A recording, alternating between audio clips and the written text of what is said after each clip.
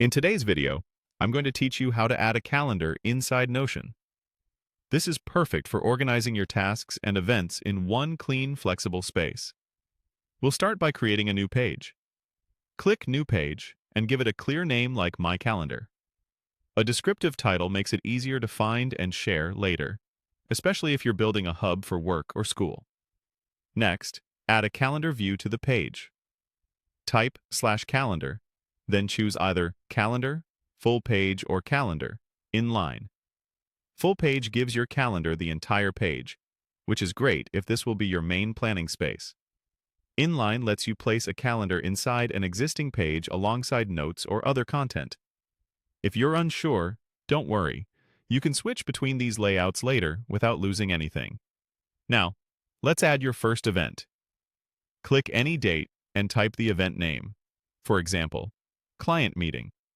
Keep names short and action-oriented so your calendar stays scannable.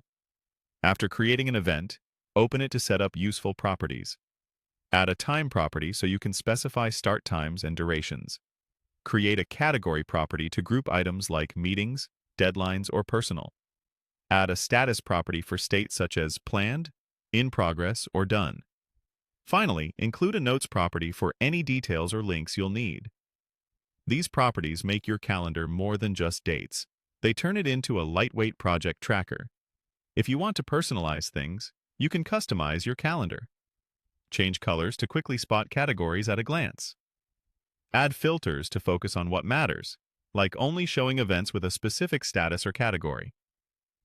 You can also sort by a property, such as priority or category, to keep related items together.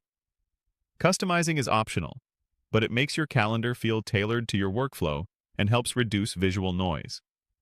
If you already have a database with tasks or projects, you can link it to this page.